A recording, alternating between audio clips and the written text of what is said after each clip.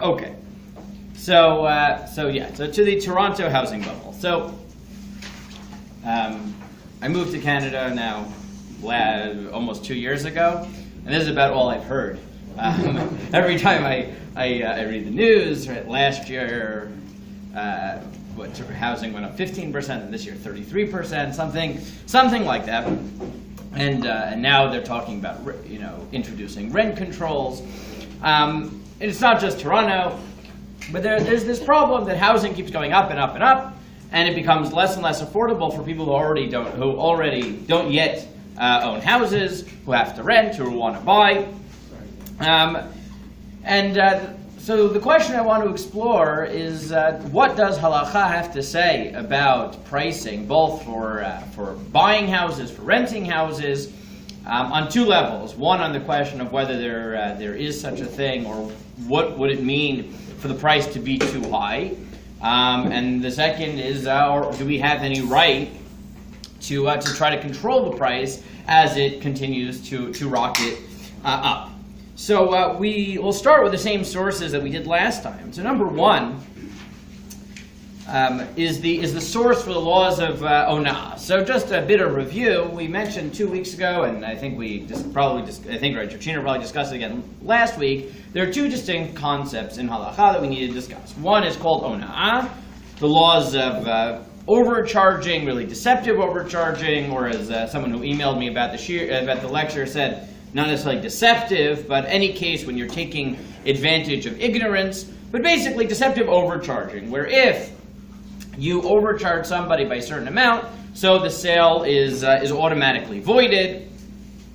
Those are the laws of overcharging, which we'll go over in just a moment. And the second is called hafkat sharim, which is price manipulation, price gouging, not the question of what happens if you overcharge someone now, but what happens if you've driven the price up so the legitimate price is higher than people can afford. Right? Those are the two questions we're going to need to ask when asking what does halakha say about a housing bubble of this sort. So it all starts in number one. The Torah tells us in Vayikra Perek Chafei, in the context of the laws of the Yovel, the Jubilee year. So every 50 years, all ancestral lands in the land of Israel that were sold automatically revert to their original owners, to their ancestral owners.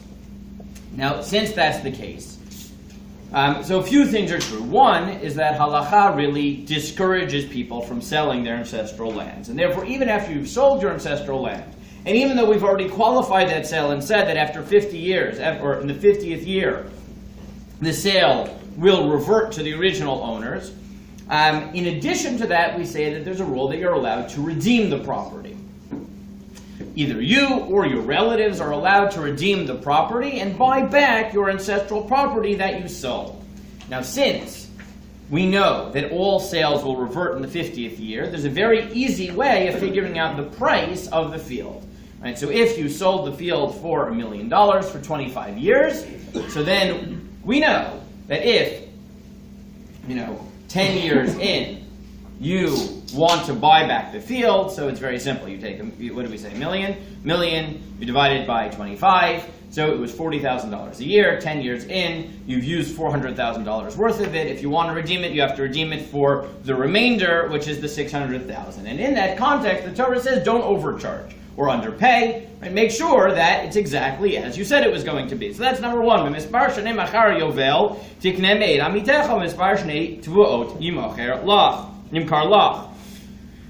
you buy from your neighbor, you shall deduct only the number of years since the Jubilee, and in selling to you, he shall charge you only for the remaining crop years. Based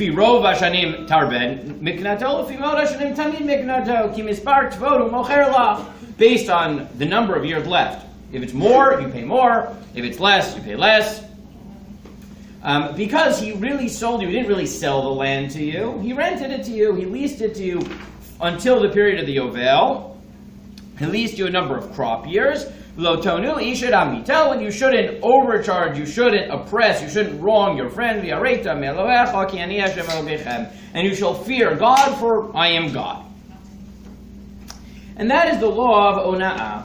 Right, that you can't overcharge, you can't deceptively overcharge the other person. And as we noted last week, the basic laws for this is Amarava, number 2, Hilchat Pachot Mishut Nigne Mekach. If you overcharge only by less than a sixth, right? Let's say by 10%, so you should have now given back 600,000, and you give back whatever it is. Let's just make it easy, 550,000, right? That's much less than 1/6. So then, even though the price was off by a certain amount, it doesn't matter. If it's yoter al shtus, if it's more than a sixth, so then bitul mekach, the sale is nullified. Shtut, if exactly 1/6, so then kano machzir ona, the sale stands, but you have to return the overcharge, and that's the basic laws of ona'ah. Now, a parenthetical comment before we continue is what I put in 3. Somebody asked last week, though 2 weeks ago, though I don't see him now. Doesn't this all seem unfair? Or doesn't this all seem unfair? If someone leased land, so why is it that the Torah says that not only does the lease end in the Yovel, in the Jubilee year, but whenever the buyer wants to buy back the land, assuming that he's come into to a new fortune, that he can buy back the land, no matter when, he can buy it back from you. Isn't that unfair? You've put in money, you've invested in the crops, you've gotten the land ready, and you expected you have a certain number of years, and maybe 1 year you left it fallow so that it would plant better. Isn't that unfair to the potential buyer or leaser of the land? The answer is yes. The answer is yes. And that is clear. In the Torah, we do not want people to sell their ancestral land. We don't want people to get to that state of financial need where they have to sell it. And even if you do, we really don't want you to sell your ancestral land, so we dissuade you from doing it. And even if you do it, we give you the upper hand in buying it back. And that's why in Yovel it goes back. We never want people to give up their ancestral lands. So yes, it is unfair, it is biased towards the seller. That's just the end of this. That's just the way it is. There are some exceptions, and I just gave you in number 3 a few of the exceptions to it. There are some protections to the leaser, to the buyer. So you look in 3. A person should not sell his home or his ancestral field, even though it returns him eventually, unless he becomes impoverished. So the first point is the Torah doesn't want you to do this. You shouldn't sell your ancestral lands. He's only allowed to sell to provide himself with sustenance. You're only allowed to do it if you really need it. Nevertheless, if one transgressed and sold such property, the sale is valid. When a person sells his field in the era when the Jubilee year is observed, as we explained, he is not permitted to redeem it in less than 2 years. The one protection we do provide is that he has to give the guy at least 2 years to work it. Right? You can't sell it for 25 years and then 6 months later buy it back, because now the guy's, what's he done? He's maybe planted, but he hasn't gotten anything out of it, right? And now he's going to buy it back for, 6 months less of the price, but the guy got no use out of it, so he paid 6 months worth of a lease for no reason. You need to give him at least 2 years. The purchaser must benefit from 2 crops in these 2 years, and then the seller may redeem it for his written years of its crops. And these 2 years must be years when you can plant, so not the sabbatical year. Therefore, if one of the 2 years were the sabbatical year or a year of windblast or blight, right, if there was a year when it was just unplantable, they're not included in the reckoning. Right? So we give the guy 2 years to plant, 2 years just 2 years, 2 years of plantable years. If, however, the purchaser left it fallow 1 year and then benefited from it the second year, or benefited from it 1 year and then lightly plowed it, but did not sow it in the following year, these years are included in the reckoning. If the guy chose not to plant, that's his problem. But in general, yes, we advantage the seller to a very extreme degree. We put in very little protections for the buyer because we really don't want these sales to happen in the first place. Yeah? This is a transgression. Yes, it is a transgression to sell your ancestral land. So is the transgression divine? No. I don't think so. It doesn't sound like it. But again, this is ancestral. And if you needed it because you're impoverished, no, that's not a transgression. Right? You're not supposed to do but it. He says, nonetheless, if you transgress. Well, he says, right? He said it's you shouldn't sell it unless he becomes impoverished. But even if you weren't impoverished, you just sold it, it would work. Right? So if you actually need it to live, so you're allowed to do it. It's not ideal, but you're allowed to. If you are not impoverished, you can't even sell it. If you do, it works. So that's just closed parentheses. Yes, I will put it out there, the ancestral land laws are unfair to the buyers, but that's because we don't really want anybody to sell their ancestral lands. Close parentheses. Okay. But if that were the case, wouldn't you make it actually unfair to the seller rather than to the buyer? Who are you trying to discourage here? That's true, but we You really would aggressively try and sell it. Meaning what we want to do is, it's not just discouraging, we want to basically make it easy for things to go back to their ancestral owners. Meaning it's, yes, he violated something, but the point is we just want ancestral lands to be with the proper owners. That's our goal. It's unfair, but Is it like that's what it is. Yeah, I mean, there are all types of questions we could bring up. Like, Lefnei aren't you causing someone to violate? All types of things. It's not our topic for now, but because that was a question, I figured I'd put it on. I'm not sure it's so unfair to the buyer, because the buyer knows this, and it's factored into the price. He knows, when he's figured out the price of his land, he knows there's a risk that Right. he may have to give it up after 2 years. Meaning it's not, it's, right, So it's somewhat unfair. It's, presumably, the price you would pay for that is less, the market price would be less than it would be in the adverse. correct. I assume that, like, land which is in a walled city, where the law is that it never returns after the first year anyways, Price would be higher. the price is higher, which is definitely true. Okay, but close parentheses, fine. However, that's the normal laws of overcharge. However, in number 4, the Mishnah and the Talmud tells as follows. Not all things in this world are subject to the laws of overcharge. So, if you look in 4, Elu dvarim she'ein lahem ona'ah. Ha'avadim, hashtarot, akarkaot, ve'ekdeshot. These are the things that are not subject to the laws of overcharge of exploitation, even if the disparity is more than that 1/6. So, the important one for our purposes is land, is real estate. Real estate is excluded from the laws of overcharge. Now, right off the bat, this is problematic, right? Because the Mishnah tells us that the laws of overcharge do not apply to real estate. Meaning you could charge 5,000% over the going rate, and the laws of overcharge do not apply, period. What's the obvious problem? Besides for... How do you reconcile that with the Torah? Yeah, exactly, right? The original case in the Torah is about real estate, is about land, right? So it's very strange to say that the laws of overcharge do not apply to land when the original case was land. So to this, there are 2 answers, 2 possible answers. One is to say that the prohibition applies, but the laws of 1/6, more than 1/6, less than 1/6, exactly 1/6, all those laws don't apply. It's still forbidden, right? Lo tonu ishad amito still tells you that you can't overcharge people when it comes to land. It's just that for whatever reason, and we'll see in a moment why, there's nothing you can do about it if you did. Right? So the Torah is just telling you it's forbidden to overcharge regarding land, but there's nothing you can do about it. That's possibility 1. So it's a sin, but not, you can't... But unenforceable, right? But unenforceable, okay. Right? Okay. That's possibility 1. Okay. Possibility 2 is that it is enforceable, but the laws are different than the 1/6. You know, the 1/6 benchmark is not relevant. It has its own laws, and all it's saying is when it doesn't have ona'ah, what it means is it's not subject to the 1/6 laws, it's subject to some other set of laws. My apologies, Rabbi. I have 2 vehicles parked over here. BF NC 201 and the CJ 230. We blocked the milk truck next door. We have to Do you have those cards, like, please? Apologies, thank you. Okay. So, as we'll see, that will become relevant in just a moment. So, if you look here, so we'll skip to number 5. If you skip to number 5, Yeshua Falk summarizes the position of Ramban and of Nachmanides, who takes the first position that I mentioned. And Marshal Zal Katav Da'afti Matu Hani Avadim Ishtarot Midin Ona'ah.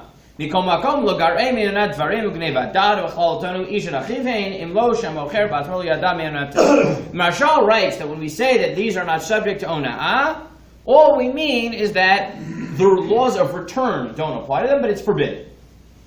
Right? It's forbidden, but it's totally unenforceable. Mm-hmm. And therefore, you can't overcharge on real estate. But if you do, there's nothing we can do. Once it's sold, and that's the end of the story. That's the position of Ramban. The position of Nachmanides quoted by the Sma.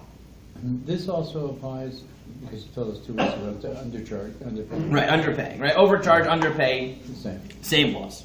Okay. But now let's go back to source 4. So the Talmud says, well, where does this law come from?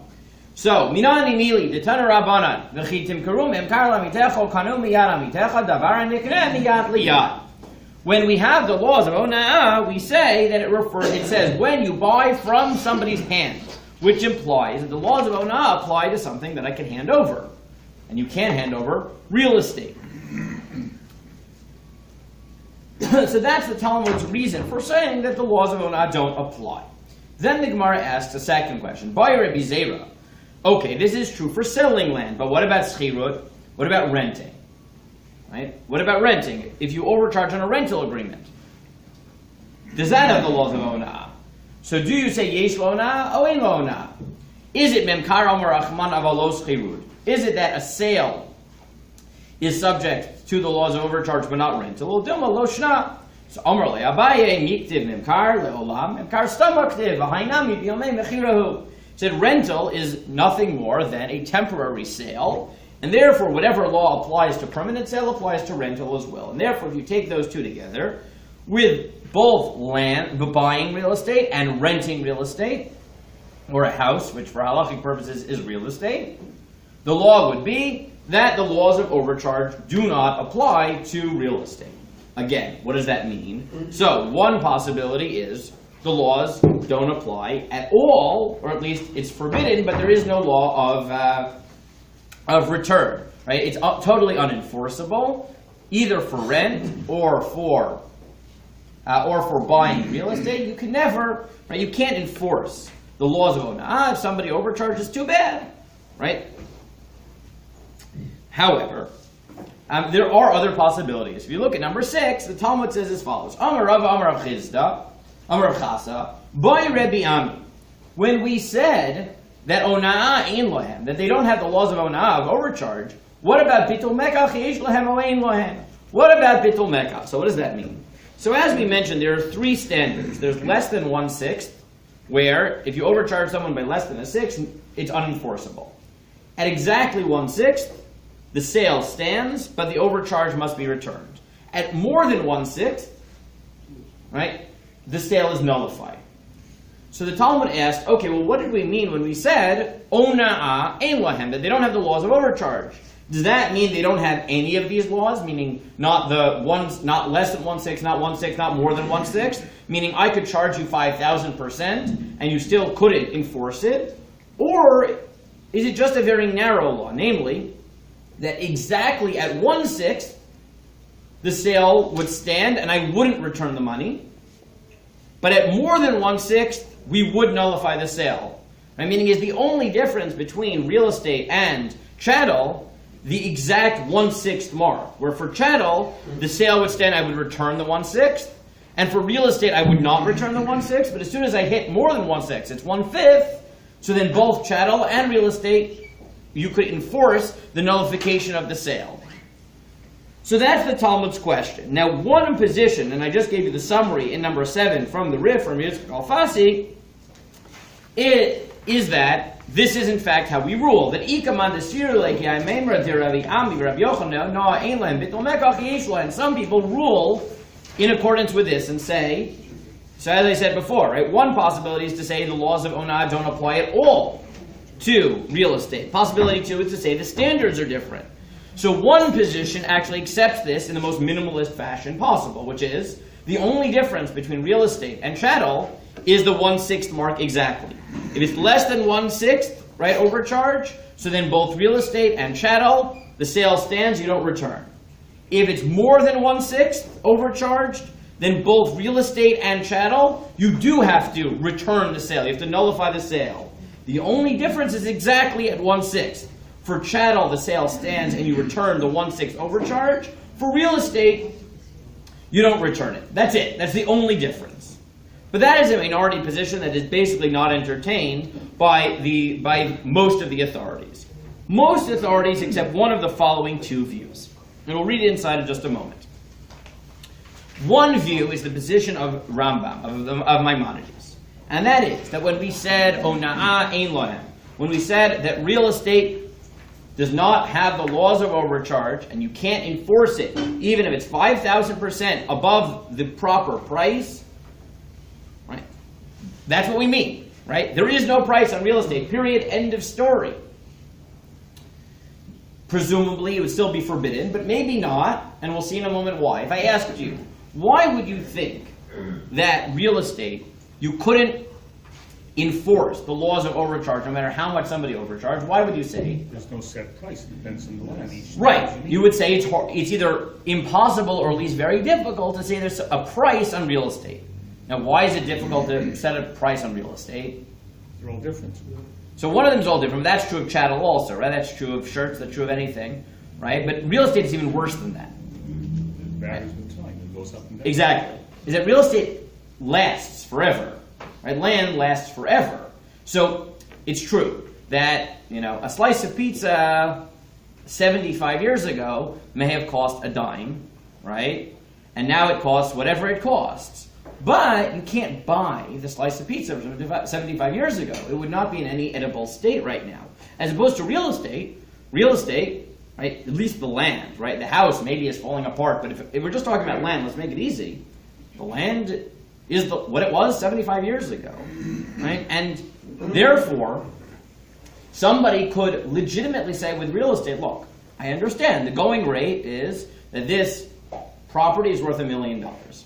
I'm willing to pay $2 million because, look, I have all the time in the world, and I know in 20 years it can be worth $5 million. Right, so I don't care, I'll overcharge, I'd rather have it. Right, real estate lasts forever, and therefore its value, it's much easier to say, look, we could overcharge because sometimes people are willing to invest that way in real estate. They're willing to overpay. Who cares? Right, there's certain things like that. It's just worth your time because they aren't going anywhere. Right? They just aren't going anywhere. Yeah. As far as overcharge is concerned, by what standards are we going? Because let's say in case of real estate and many chattels, there are accepted business standards. For example, I was in IT for 35 years. I remember there used to be the great computer, which was worth $90 million. Today it's worth nothing. So the things just go up and down in price depending on various community factors. Right. So that was something we discussed 2 weeks ago. Is how would we even determine prices? So we'll come back to that in just a minute. Right. I want to bring it all together, but first let's just set this out, and then we're going to have to bring what we learned 2 weeks ago back into the discussion. Now, it's a bit of a complicated discussion, but okay. That's the position of Rambam, right? That that when we say there is no ona'ah by real estate, we mean even 1,000,000%. It doesn't matter because real estate lasts forever, and therefore, even though there's a going rate, it doesn't matter, right? Because real estate will last, we allow for the possibility that someone is buying it at a higher rate, whatever the case may be. We take into account the fact that eventually this property may be worth more, and therefore there is no ona'ah. If you look at number 9, it's based on this line in the Talmud. Amar Rabba Bar Ula, what is land? Davar hashaveh kol kesef. It's something which is worth any amount of money.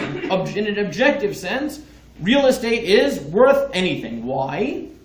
As some of the Rishonim put it, some of the commentaries put it, because look, chattel, you hold it, land, it holds you. Right? It will outlast us, it will outlive us, and therefore we can't really put a price on it. We can say there's a going rate, but right, real estate has a certain quality to it, right, that it just survives. But doesn't right? that still smack in the face of what the Torah is saying, which that it almost sounds like the laws of ona'ah should apply to real estate? Correct. So in that case, you'd say it's very simple because there's an easy number on it, right? In the case of ancestral land, which goes back in the Yovel, there is a price, not an objective price, a subjective price, right? That's the difference. Harvest, like what you could harvest from the land. Well, there is, but because of the ancestral land, there's an end date to the lease, right? What you're really saying is, I rented it for this amount per year, and now I'm just returning it, right? And I have to return it. You're right. It's very complicated, and that's why the Ramban says it must be that it's prohibited, right? It's just you can't enforce it because it's harder to put a number on it. Now, in the case of the actual case of the Torah, the ancestral land, so obviously the ancestral land, you can put a number on it. That's the point. But that was because subjectively you defined it, right? We don't take into account the price going up and down. We take into account how much you paid for it, right? But any other land which isn't under this ancestral deal, right? We don't have a subjective price. We have, right, an amorphous price, right? We have a price that, could go up and go down. And from a halachic standpoint, you have no idea what it's going to, be worth tomorrow. That's one possibility. Many of the Ashkenazi Rishonim, Balei Tosfot, say no. When we say ein lahem onah, what we mean is at 1/6, but there is an amount at which we will start enforcing the laws of onah, and that is 100% overcharge. Right? We understand that land is a bit more malleable, right? We get that, right? Meaning we don't bat an eye. We get upset, right? If someone is overcharging 20% on bananas, right? If someone overcharges 20% on real estate, we just sort of roll our eyes and we say, yeah, that's just how things are, and you take it or leave it, right? It's a seller's market, we understand. But if a house yesterday cost $800,000, right, the guy turns around and sells it for $1 million, we don't bat an eye, right? If he bought it for $800,000 and tomorrow he sells it for $1.6 million, right? Then we do bat an eye, right? We do wonder, how did that happen, right? Right? Yeah, but it's the buyer's option. Maybe the buyer has conditions where that $1.6 million plays into his, into his schedule. Okay. So just hold that thought for 1 minute. Okay. So let's just take this information, what we said 2 weeks ago, and bring it together. Okay. So question 1 is there any such laws of overcharge enforceable when it comes to property?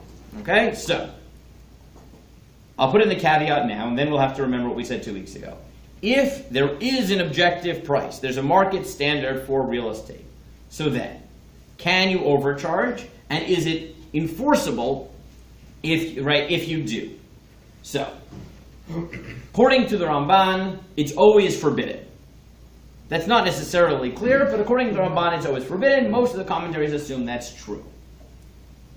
Can you force someone to return the land, renege on the sale, give back the money if they overcharged? So, according to one position in the Gemara, which the Rif cites as one of the positions of Rishonim, often is Rashi, yes. What's the difference between chattel and real estate? Only the 1/6 benchmark. But if it's more than 1/6, you can enforce it. But we don't rule that way. So, what do we say? Well, one of two possibilities. The position of Rambam, which is the position of Shulchan Aruch in number 8, is that no matter how much you overcharge, you can never enforce the laws of overcharging. The sale just stands. Period. End of story. According to the Balei Tosfot, cited by the Ramah, if he overcharges more than 100%, then you can enforce the laws of overcharge. But anything less than that, you can't enforce it. Yes? So like 2 weeks ago, you mentioned that if it's a luxury item, you can charge what you want. No one's forcing the person to buy it. So would a house be considered a luxury item? So this leads us to our next point. Now we have to go back to our discussion 2 weeks ago, right? But all of this assumes a price. Right? This was the problem we talked about 2 weeks ago. Is that the assumption of the Talmud, the assumption of the Rishonim, the assumption of all the authorities is that we're dealing with a world where there is a going rate, and now so I can look at it and say, you overcharge beyond that going rate. And therefore, if you overcharge beyond the going rate, then I at least have to ask the question, how much did I overcharge by? Right? It's imagining a world where if you went to some central authority, they would say, this parcel of land is worth $1 million. You charge 1.1 or 1.3 or 2, right? Is it less than 1/6? Is it more than 1/6? Is it less than 100%? More than 100%? And then we have to plug in all the positions and say, okay, let's return, right? Force you to return. Let's allow it to stand. Let's say you're a bad person, but there's nothing we can do about it, right? We have all the rules. But as we mentioned 2 weeks ago, this assumes a price. This all assumes a price. Even this discussion assumes a price. But as we noted, in the modern market, there may not be such a thing as a price. Right? Now, we discussed that in the context of channel because I can buy online. I can buy from China. I can buy from anywhere in the world. I can buy a luxury item. I can buy it. I can want to pay more as a status symbol. All the different complications. Well, real estate is not movable, but we live in a much more global world, right? It used to be like who was buying land, right? You sort of knew your market. You knew what people were doing. People were farmers. They were buying farmland, or they were renting in a city, or they were buying in a city, whatever the case may be. But who was buying? How many people traveled? How far did you travel? Your market was somewhat closed. It was somewhat easy to come up with a price. right? Nowadays, right, as soon as people from China decided that they want to start buying houses in Vancouver, your market changed overnight because, right, demand shot up and supply stayed the same, and prices went up in Vancouver by, right, whatever it was, 35% a year. Does that mean that they overcharged, or does that mean the price changed? Right? You look at when you read the paper, you listen to the news, no one's accusing the people selling their houses of overcharging. They're complaining that the market has driven the prices up legitimately, such that a house in Toronto costs 33% more than what it did just a year ago. Right?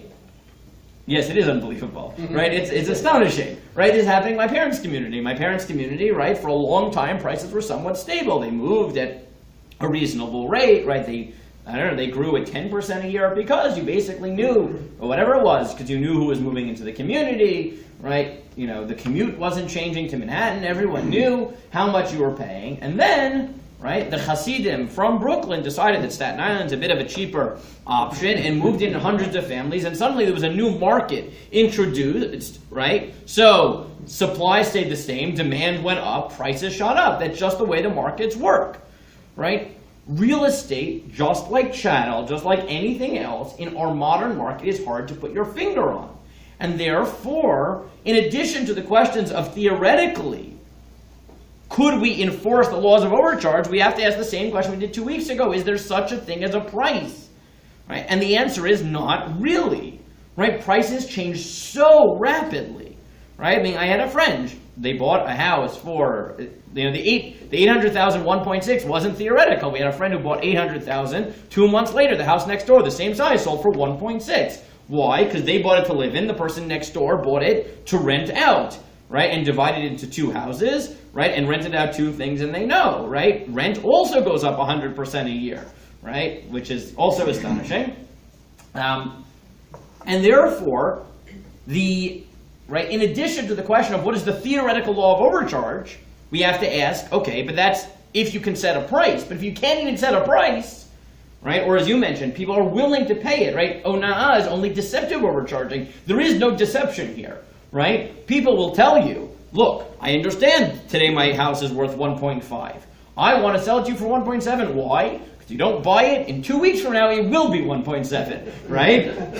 Right? So they'll tell you, you might as well pay it now. By the time we close, it'll be 1.7. You're getting a deal, right? We know what we're getting. So for 3 reasons, it's very hard to say that halakha would inhibit people from selling the price because A, the laws of Ona'ah don't really apply to real estate in the same way, as we mentioned. 2, there may not be a price. And 3, Ona'ah is only when there's an element of deception. If everything's above board, I can charge you whatever I want, and if you choose to pay, you choose to pay. And that's why I think that the real question, and the same thing is true of rent, but I think the real question you have to ask about the Toronto housing bubble is not the question of Ona'ah, it's the question of Hafkat Sha'arim. Is what we mentioned in passing at the end last time, which is, okay, the laws of Ona'ah tell you that once there is a price, you can't take advantage of other people's ignorance and overcharge. The laws of Hafkat She'arim, right, of price gouging, tell you that you can't manipulate the market in such a way that prices are driven up.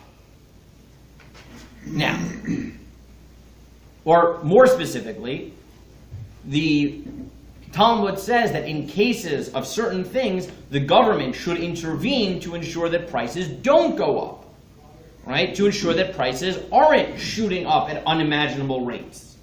I think the bigger question, and I'm not just saying this theoretically, you look at the news, this is the question, right, this is only last week, right, or at least I read it last week, right, but I think it was only a few weeks ago that whoever it was, the Premier of Ontario, said that maybe they're thinking about reintroducing price controls, right, or rent control, right, because a slew of people who complain that their rent went up 100% from year to year, and they just can't afford to live where they were living, and they can't pick up their life, and they can't move. Right? It's very nice to say move down the block or move, a few miles, but if everything goes up 100%, your job is still here, and your kids are still in school. It's not so easy. Right, so they're thinking about introducing rent control. That's exactly the question of Hafkat Sharim. Right, is should anybody take responsibility to prevent prices from going up? So here's the problem. The Talmud has this law called Hafkat Sharim, that the courts or the government must intervene and make sure that certain things don't go up in price more than 20% at a time. Right? However exactly you define that, but fine. But what things are included? Because most things that we mentioned, luxury items, we don't care. We don't care how many thousands of times you drive at the price of diamonds. It makes no difference. In halacha, you don't want to pay for it, don't buy it. But what about rent? Or what about, right, or buying a house or renting a house? Right? Is that the type of thing that the court would intervene on? That government should intervene on? Now this is complicated. So you look at number 10, I gave you the summary. Shulchan Aruch says as follows, the courts must establish appointees over prices so that people will not profit as they choose. People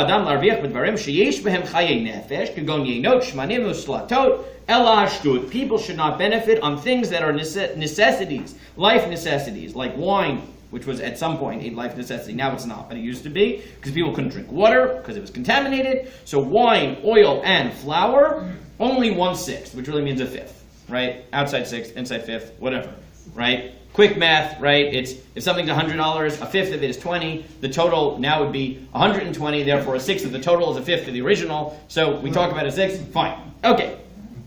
Very complicated math. Fine. So the laws of Hakat Sharim, of preventing price gouging, apply to this category called Chayi Nefesh. Now, what exactly is Chayi Nefesh? What is called a life necessity? So there are basically three positions. Some think that it's all food. Right, some think it's only specific types of food, right? The Sma, which I gave you in 11, divides it into three categories.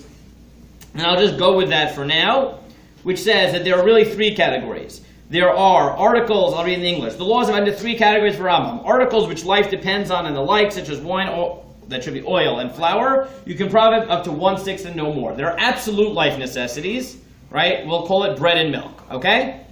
That you can't allow the price to shoot up more than 20% at a time. 2, articles which are not food at all, such as cosmetics and incense, you can profit as much as you want, even many times the principal. And then 3, things which are necessary for food such as cumin, other spices and the like, is permitted to benefit. That should not be up to 1/6, that should be up to 100%. Right? Ad hakefa below yoter, up to 100%. The Sma says that there are 3 categories, right? Things which are absolute life necessities, where you prevent the price going up by 20%. Things which are not life necessities at all, like diamonds, where we don't care how high the price goes. And then things in the middle, like spices, where you can sort of do without spices, but it's sort of expected that you're going to want your food to taste like something, right? So we allow the price to go up 100%, but not, let's say, 500%. Right? If they start going up 500%, then the courts will intervene. Okay, now what about real estate? Right? Which category is it? Is it a life essential? Right? Is it sort of a life essential? Is it not a life essential? So the problem is as follows. In all the classic sources, all of them, anything before the 20th century, the only thing that ever gets brought into the discussion of price controls is food. This assumption is anything which is in food is not a life essential, is not a necessity, and therefore the courts will never intervene. The government will never intervene. It will let the price go up to whatever it wants, and as long as you don't deceptively overcharge, I don't care how high the price goes, it doesn't matter. But then in the 20th century, 19th and 20th century really, you start to find people who play with that a little bit and aren't sure. So I gave you just 2 examples who relate directly to real estate. So Rabbi Yosef Eliyahu Henkin, who was one of the leading authorities in the 20th century in New York, was approached with this question. The government, not, no halachic government, the United States had imposed rent control. And so now the law is as follows. The halacha is as follows. That there's a general principle, dina de malchuta dina, that the laws of the government are enforceable, halachically, right? You have to keep the laws of the state. There is an exception, though, and that is that any law of the state that goes against the Torah is unenforceable. Right? So, for example, obviously, if the government said you have to work on Shabbat, right, that would be unenforceable. It doesn't matter, din malchuta dina, right? There are limitations. So someone or alternatively, laws which are unfair, right? Laws which are considered unfair in the sense that they aren't universal. They only apply, to if you have a society where the law is that anybody who is friends with the baron or whatever it is, right, gets is not taxed, and all the poor people are taxed, are as much as you can possibly squeeze out of them, so you're allowed to evade taxes, right? It's only fair laws, right? But when laws are fair, halacha says you have to keep them. So Rav Yosef Eliyahu Enkim was asked, okay, the government has introduced price controls. Is that fair? Such that halacha would tell you that if a Jewish landlord and a Jewish tenant are in an agreement, are in a rental agreement, that they have to abide by those laws, or not? Or can the landlord say, it's not fair to me that you're artificially keeping the price down on rent, I could give it to somebody else, right? Because often the way the price controls work, at least in New York, and I know that's how they are thinking of introducing it here, right, is that price controls are only until there's a new renter, right? A new renter, you could drive the price up as much as you want, because then they can choose to move in if they want. Can the landlord say, it's not fair, I could rent it to him for 100% more, why do I have to only raise your rent by 5% a year? Right? It's not fair, it's not enforceable halachically. Rav Henkin said, no, it is fair because rent is essential, and therefore it is proper. Now, it might not be that halacha would do it itself, but it's at least enough within the spirit of the law. Right? I want to be careful. I don't know if he would say that halacha would do it in a halachic state, but his point is it's at least fair enough that if someone else imposes the law, we can acknowledge that it's fair and just and moral, and therefore we can enforce it. And we can say that as a Jew you have to keep it regardless of the fact that it's not a Jewish law. It is forbidden. So he says, the government's law of tenancy is just and accepted, especially in big cities, for it is targeted against those who gouge prices and skin the hides of the indigent. Even if it appears at times as cheating landlords who are not wealthy, he said sometimes it's not fair. Sometimes you have a landlord who's barely making ends meet, right? And, it's not fair to him. He says, okay, but that's the way of law, right? Law is set for the community. For the most part, what you're dealing with is landlords. So the question is, how much of a profit are they going to make? Not whether they're going to make ends meet. For the poor people, the question is, are they going to live there or are they going to end up in the street? Or when you get to the situation it is now, it's not even poor people anymore, right? It's, your rent last year was $3,000 a month and now it's $6,000 a month, right? Upper middle class people are also going to be suffering under this, right? So you're allowed to do that. The government's allowed to do that, and halacha respected it, right? At times violating justice. We follow the majority of cases. As far the laws differentiate between dwellings of the indigent and luxury homes, this does not diminish the law's strength. It increases it and makes it more just. He says, right? We take the spirit of the law of Gacharim. Luxury items, look, you want to make a distinction between basic houses and luxury houses? Go, be my guest. But if the government says, look, these areas are, not luxury areas, they're normal areas where normal people live, and therefore we're preventing you from raising the rent more than 10% a year, or 5% a year, or 8% a year, or preventing you from driving the real estate prices up more than 10% a year, or 20% a year, or whatever number you're going to put on it, Rav Henkin says that's moral, that's just, and halacha would recognize such a thing. Isn't he discussing rent and not purchase? He's talking about rent. Right, and I don't know whether he would say the same in purchase, right? Because you could make an argument that... Correct, you could say that owning a house is a luxury. Correct, you could say, right, owning is a luxury, renting... But at least in theory, right, Rav Henkin opens the possibility that halacha would recognize the justness and the morality of controlling prices in the context of real estate. But I tend to think you're right, that since the barometer is going to be, is this dvarim sheish ben chayin nefesh, is a necessity or not, he would probably limit it to rent and not buying, because... yeah, buying is a luxury, right? Rent is not. That's my guess, but I can't prove it because he doesn't say. Now, in theory... it's also an investment. Correct, it's an investment, and maybe that's different. There's a whole bunch of reasons we could distinguish. But theoretically, right, Rav Henkin has at least opened the door to the possibility that halacha would recognize government controls, or maybe even halachic controls, over price gouging in the context of real estate, at least in the rental market, and maybe in the buying market, though you're right, I'm not sure he would. He doesn't say. At the other extreme, right, David Menachem Munish Babad, writing in 19th, 20th century Poland and Ukraine, the Chavatzeler Sharon, was livid with such things. And he says, no, it's not true. He says, there was a time when, under extenuating circumstances, I could understand it. Not because of the laws of Gad Sharim, but he said during the war, right, whatever war he's talking about, right, I'm not even sure. I'm not sure which war he's talking about. Whatever, in Poland, they had imposed rent control. Now that made sense. It was, you imposed rent control on the soldiers who were out at war. You didn't want them, their, wives and families to be kicked out of their homes, right, by price gouging landlords while they were gone. So he said, look, I get that. That's not price gouging. That was a temporary measure because, people weren't at home, they weren't working. I get it. But now the war's over and people want to keep these price controls and artificially keep prices down. Is that legitimate? He says no. Today logic dictates the opposite. That this is a great cheating of landlords. Fulfilling, your ox will be slaughtered before your eyes and you will not eat therefrom. Strangers control their property and they have no savior. This doesn't even aid the renters, only the senior renters. He said, it's not fair. It's not fair, right? The only type of law we recognize are laws that are fair. It's not fair to landlords, it's only fair to renters. And it's not fair to new renters, it's fair to old renters, right? Meaning, great, my grandfather lived in a rent-controlled apartment, so sure, he paid what he paid in, 1960 and 2010, right? But when I was renting in New York, right, I was a new renter, right? So he says it's not fair, right? On a level of justice, why do you pick on the landlords and why do you only benefit long-time renters? What about, you get this weird situation that you have people who, have no kids in school, have no kids at home, have no expenses, and are living in these 3-4 bedroom apartments paying what they did in 1960, right? And then you have, young families, people starting off still in college, still in university, whatever, and, the prices are exorbitant, but they're a new renter. They just moved out of their parents' house, right? He said, how is that fair? It's arbitrary that you're picking old renters, right, and not new renters. You're not taking into account landlords. He said, it doesn't matter, right? For them, this repair is just, right? Each day, there are more new people who need to rent dwellings. And besides, what does it do? And this is the claim that's happening now,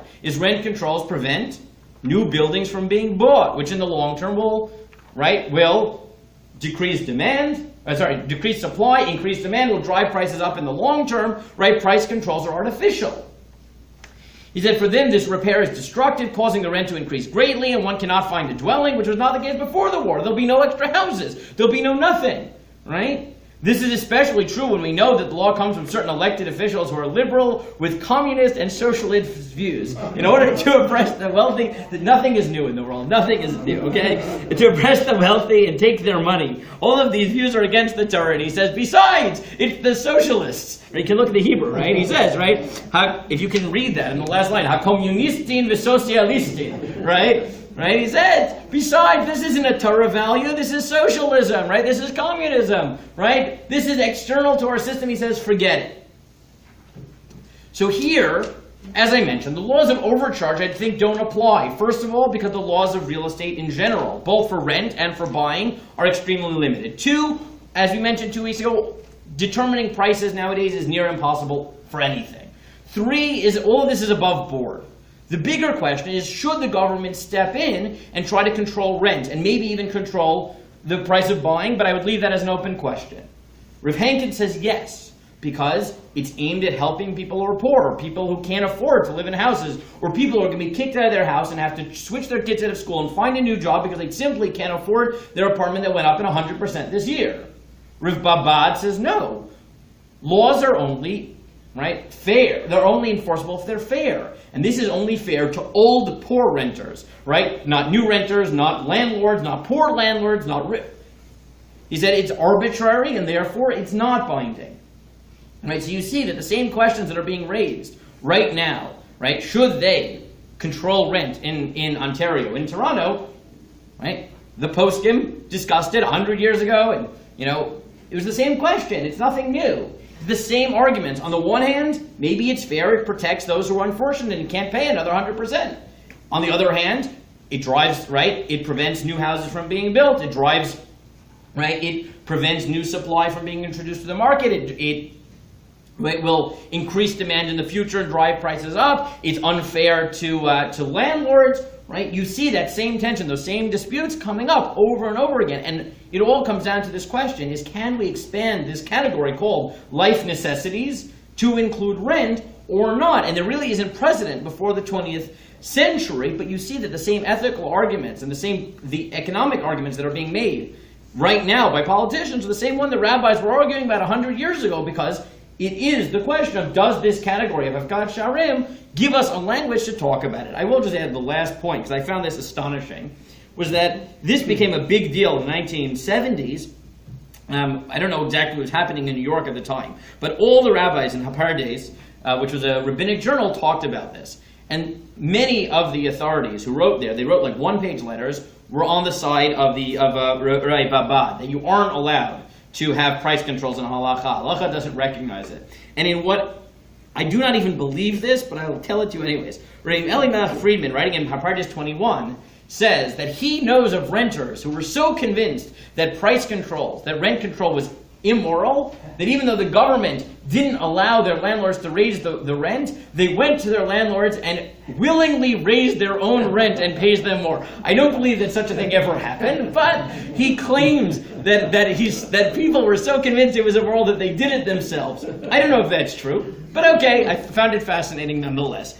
But I think that's the real question that we have to ask, is does halacha give us the language through this notion of chai nefesh, of life necessities, to introduce rent controls or not? And as you see in the poskim, just finish my thought and then we'll take questions. As you see in the poskim, the same arguments that are being made nowadays by politicians are the same ones that the rabbinic authorities were playing with, proving that these questions will continuously come up both in halacha and secular law. And the question we have to ask is: Do we view Havkat Sharim as a language to use to talk about rent controls or not? Like I said, it's an open question, but at least one that we should think about. And if you read the news, you will think about.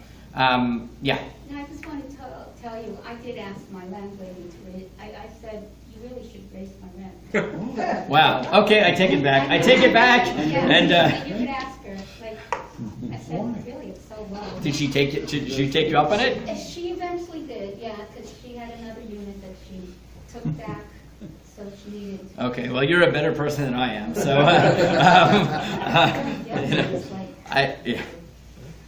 I had a question. We went kind of very far along the question of this is something that is permanent, and you eliminate precious metals because they're a luxury item, and diamonds, which are also permanent.